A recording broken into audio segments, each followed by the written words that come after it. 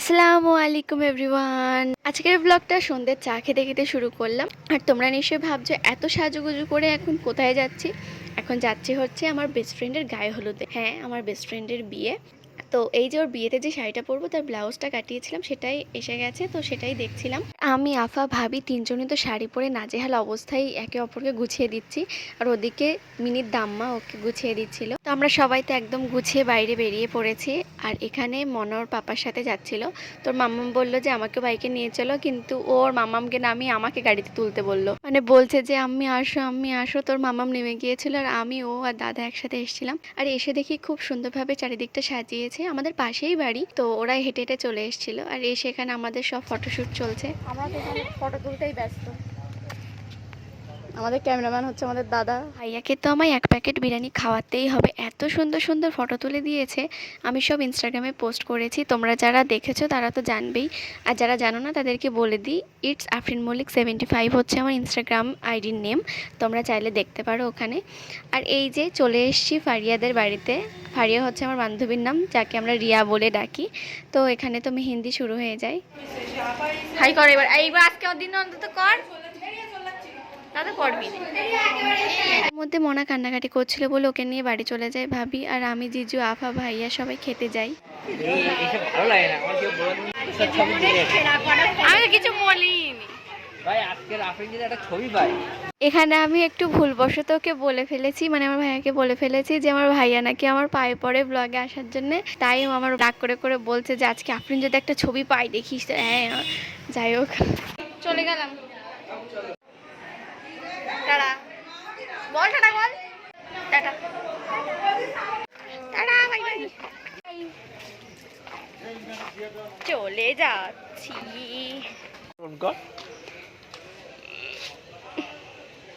জিজু হ্যান্ডসাম দেখাচ্ছে, সস্তার ক্যামেরা। তো ফটো টটো তোলা তো আমাদের শেষ হয়ে গেছে, তো দাদার বাইকে আমি আর জিজুর বাইকে দিদি উঠে বাড়িতে চলে আসলাম। বানিয়েছো দেখি, চলো দেখি।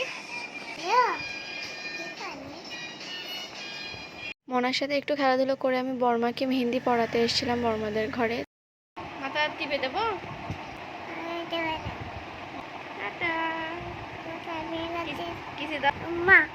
তারপরে মনাও ঘুমিয়ে পড়ে, আর এটা হচ্ছে 2টোর দিকে আমি আমার হাতের মেহেন্দি করেছি, আর এই প্রথমবার আমি নিজের থেকে মেহেন্দি করলাম, কোনো ফোন বা ডিজাইন দেখে না। আজ হচ্ছে এপ্রিলের 7 তারিখ, আর আজ হচ্ছে ওর বিয়ে। তো সকালে উঠেই চা খেয়ে নিই, আর এই যে তোমাদেরকে মেহেন্দিটা দেখাচ্ছি, আমি রাতে করেই ঘুমিয়ে পড়েছিলাম। তো সকালে উঠে দেখি মোটামুটি একটা কালার এসেছে। তারপরে তো গোসল করে একদম মেকআপ করতে শুরু হয়ে যায়, আর মেকআপ করে আমি যাবো দিদিদের বাড়িতে। তো আমি সবার আগেই গোসল টোসল করে মেকআপ করে নিচ্ছি, কারণ দিদিদের বাড়িতে গিয়ে আমি শাড়ি পরবো, ও পরিয়ে দেবে আজকে আমাকে শাড়ি। আর এই যে আমি গুছিয়ে নিয়েছি, এখন নাইটির সাথে এরকম তো লাগবেই। আর আমি এরকম নাইটি পরে ওদের বাড়িতে চলে গিয়েছিলাম হাতে একটা ব্যাগ নিয়ে। তো লোকে তো তাকিয়ে তাকিয়ে দেখছিল রাস্তায়, তো ঠিক আছে, কোনো ব্যাপার না। তারপর জিজু চলে আসে, জিজুর স্কুটিতে করে ওদের বাড়িতে চলে আসে। আর এখানে এসে দেখি আমার দিদি একজনকে গুছিয়ে দিচ্ছে, আর এখানে আমি সুরাইয়ার চশমাটা একটু পরে দেখছিলাম। এই যে সুরাইয়া, আর এই যে ওর ভাই, এই যে কি দুষ্টু বাবা, খুব জ্বালাতন করছিল। তো চলো এবার শাড়িটা পরে তোমাদেরকে দেখাচ্ছি। আর এই আপাটাকে আমি এরকম ভাবে ওড়নাটা স্টাইল করে দিয়েছিলাম, সেটাই দেখাচ্ছে ও। আর তারপরে তো শাড়ি পরে নিই, আর শাড়ি পরার পরে আমাকে ঠিক কেমন লাগছে তোমরাই বলে দাও কমেন্টে। এমনি মেকআপ করার পরে কেমন একটা লাগে, তারপরে যখন সেরকম ড্রেস বা হিজাব এরকম পরা হয় না, আবার মুখের সাথে মানিয়ে যায়, যেরকম এখানে মানিয়ে গিয়েছে। তো আমার দিদি আমাকে রেডি করে এবার নিজে গোছাচ্ছে। এই যে ওর পাশে এসে এসে আমি ওকে ডিস্টার্ব করছিলাম, কিন্তু আমাকে একবারের জন্যও বকেনি। দিদি এই গিফটটা কিনেছিল রিয়ার জন্য। আমি বউ মতো সেরেছি, ও হচ্ছে নায়িকা।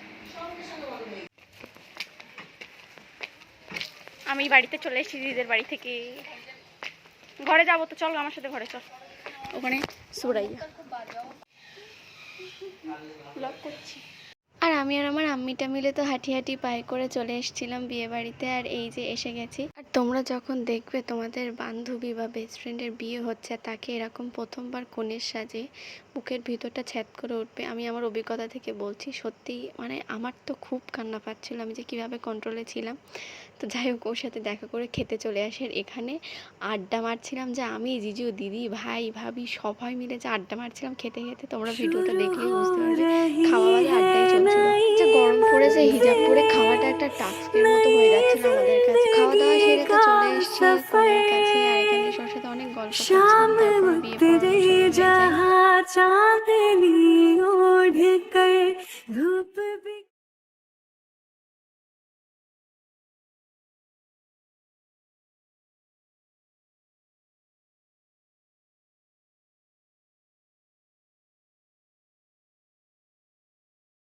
আর ওর বিয়ে পড়ানোর পরে আমি বলছিলাম নাও হয়ে গেছে তুমি অন্য লোকের, আমাদের আর নেই, এই নিয়ে একটু রসিক্ষা মাথা ঠান্ডা কর, এইসব ইয়ার্কি ফাজলামই করছিলাম।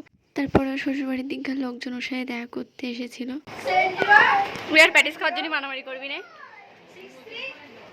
রিয়ার প্যাটিস খাওয়ার জন্য মারামারি করবে না, ধারে বসবি না, ক্লাসের ধারে বসবি না। এখানে আমরা সব বান্ধবীরা মিলে আমাদের পুরনো স্মৃতির কথা ওকে মনে করিয়ে দিচ্ছিলাম যে এইগুলো ও করতো, ক্লাসের ধারে বসতো, হ্যান ত্যান। আর যেহেতু ওদের বিয়েটা হয়ে গিয়েছে তো এবার মিষ্টিমুখ চলছিল, সবাইকে খেজুর দিয়ে দেয়। আমি তো খেজুর খাই না, কিন্তু বিয়ের বলে কথা তো খেজুর তো খেতেই হবে এখানে। তো তারপরে ও শ্বশুরবাড়ির লোকজন আবার ওর সাথে একটু দেখা করতে এসেছিল, আর এখানে ওকে একজন গিফট করেছে এই সোনার চেনটা, তো সেটাই ও পড়ছিল।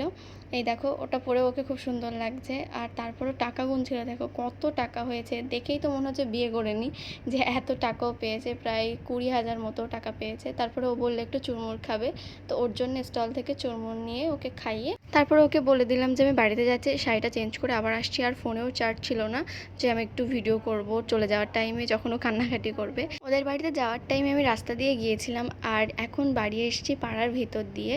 তো চলো এই যে বাড়িতে চলে এসেছি। আর দিদি আমার শাড়িটা এত সুন্দরভাবে গুছিয়েও পরিয়েছে যে আমি মানে সারাদিন ওখানে ছিলাম, এত গরম পড়েছে, এত নড়াচড়া হয়েছে, হাঁটা চলা হয়েছে, তাও একটুখানি নষ্ট হয়নি। এখন আমি জামা কাপড় চেঞ্জ করে নিয়েছি, এই যে ম্যাচিং করে চুড়িও করে নিয়েছি। এখন ও চলে যাবে শ্বশুর বাড়িতে, তো ওখানে আবার একবার যাবো। আমার ফোনটা চার্জে দেওয়া আছে, চার্জে রেখে ভিডিও করছি, ফোনে তো চার্জ ছিল না, বাড়ি এসেছিলাম, এসে চার্জে নিয়েছি। তো চলো ওখানে যাব, দেখা হচ্ছে ওখানে গিয়ে। চলো যাই ওদের বাড়ি। বাগান আগান কোথায় যাচ্ছে নোটিস করেছো আমার এই জায়গাটা নাকে আমি এমন জোরে টিপে ধরেছি যে কাল ছিঁড়ে পড়ে গেছে। চলো ওদের বাড়ি গিয়ে কথা হচ্ছে। এখানে এসে দেখি ওরা মানে যাওয়ার টাইম চলে এসছে, ওরা বসে আছে, তো কথা আর কি বলবো, তোমরা একটা ভিডিও দেখে নাও। शाम उतरे जहाँ चांदनी ओढ़ कर धूप बिखरी रहे जिस जगह रेत पर, इस जहाँ से परे आ वही हम चले, रात लेटी रहे अपनी चादर तले, मैं गुड़िया बन जाऊंगी मेरे साथ तो खेलते रहना, कभी बाहों में झोला झुलाना, कभी दिल से लगा लेना, महबूबा मैं तेरी महबूबा।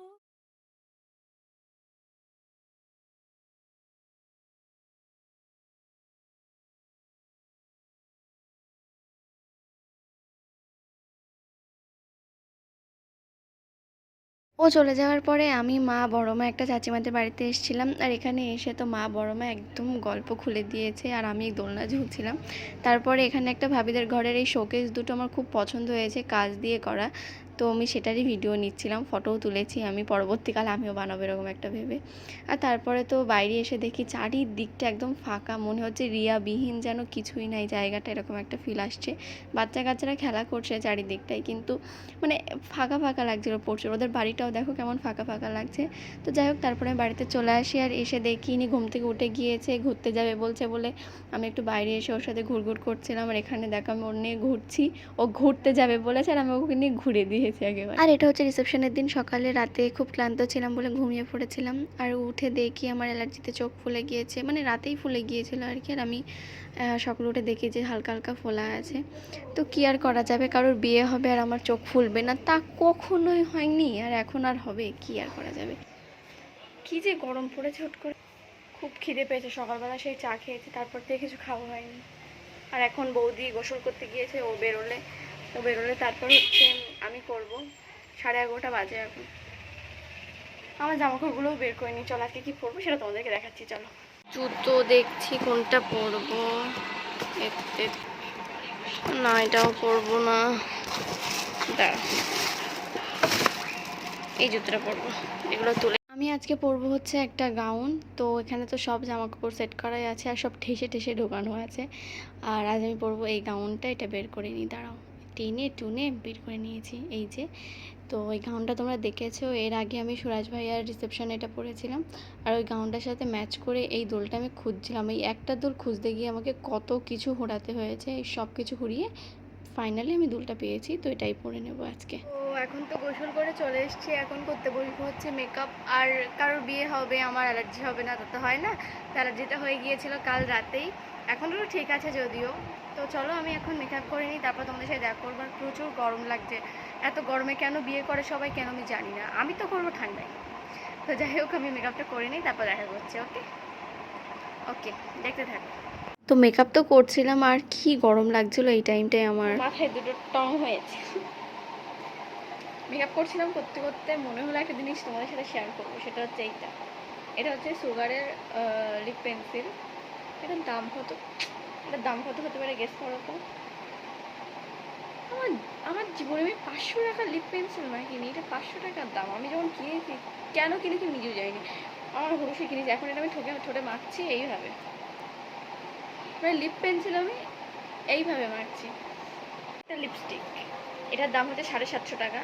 এই টংটাকে সবাই ইগনোর করো, এটার দাম 750 টাকা। আমি কেন কিনেছিলাম জানি না, ভেবেছিলাম 750 টাকা দাম, একটু কম কম করে মাখবো। ও মা, ডাস্টি হয়ে গেছে।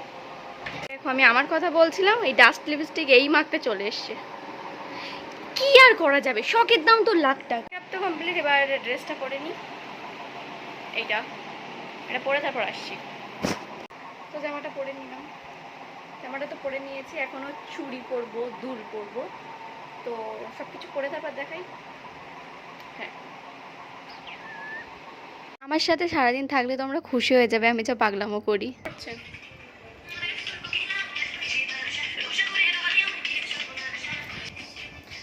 ওর মন খারাপ হয় কারণ ওর গোছানোর পরে মেয়েকে খাওয়াতে হয়, এই করতে হয়, ওই করতে হয়, ওর জীবনটাই বরবাদ।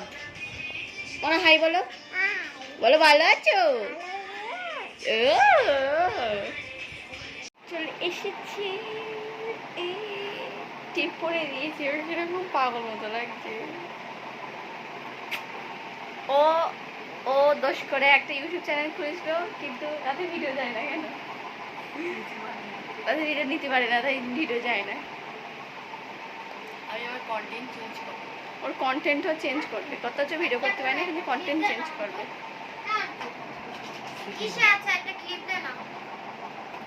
এই যে আমার দিদিরাও চলে এসছে গুছিয়ে, সঙ্গে ইজান বাবুও চলে এসছে। আমরা দুই বোন একই কালারের ড্রেস পরেছি আজকে, ও একদম আলাদা।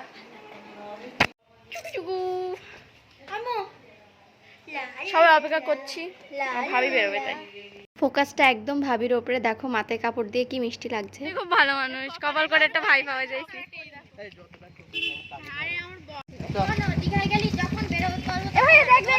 সবচেয়ে পছন্দের ভাই ফটো তোলার জন্য হলুদেও বলেছি বিশাল ভালো মনের মানুষ, বলতেছি ভিডিও বিশেষ করে সামনে যাচ্ছে শাহরুখ খান আর কাজল, ওই সামনে পাম মেরে তো ভাইয়াকে একদম আমরা সবাই টঙে তুলে দিয়েছি, ওর ফোন দিয়ে ফটো তুলে দিচ্ছিল তাই। তারপরে তো হেঁটে হেঁটে চলে যাই আমরা বিয়ে বাড়ির দিকে। আর যা গরম পড়েছে, রাস্তা দিয়ে হেঁটে যাওয়ার মতন নেই, একদম টানা রোদ। তারপরে তো চলে আসে, এখানে এসে দেখি আমাদের নতুন বর বউ বসে আছে। তো তারপরে স্টল থেকে একটু ফুচকা খেয়ে নিই আমি, সোরাইয়া আর আমার আফা। আর তারপরে ছিল লস্যি, তো সেটাও খেয়ে নিই। এত গরম পড়েছে যে এইগুলো না খেলে নয়, এরকম একটা ব্যাপার। প্রথমে ভাবি বড় মা আগে খেয়ে নেয় আর মনাকে ধরে রেখেছিল ভাইয়া, তারপরে আমরা সবাই একসাথে খেতে বসে যাই। আর এখানটায় যে কি গরম লাগছিল তার ঠিক নাই, আর আমরা একসাথে খেতে বসবো আর আড্ডাই আর কি হবে না, কি যে আড্ডাই আর কি মারছিলাম আমরা, আমি নিজেও ভুলে গিয়েছি। সব আনন্দের মাঝখানেও রিয়ামণিকে খুব মিস করছিলাম, ও বিয়েতে আসতে পারেনি। আমরা চারজন এক বেঞ্চে থাকতাম, সবসময় একসাথে থাকতাম, আমি, রিয়া, রিয়ামণি, সোরাইয়া। তো এখানে রিয়ামণি আসতে পারেনি, তো তার জন্য একটু খারাপ লাগছিল, কিন্তু ঠিক আছে, নেক্সট টাইম ঠিকই আসবে। নেক্সট টাইম বলতে আমাদের মধ্যে আবার যার বিয়ে হবে তখনও অবশ্যই আসবে। উফ, যা কষ্ট হচ্ছে, মনে হচ্ছে পেট ফেটে বেরিয়ে যাবে। টাটা। তারপরে সরে আমার সাথে কিছুক্ষণ থেকে বাড়িতে চলে যায়। ভুলভাল বকো, কমেন্ট, শেয়ার, করে দেবেন। বলো আল্লাহ হাফিজ, টাটা। একটা কিসি দাও, একটা কিসি দাও।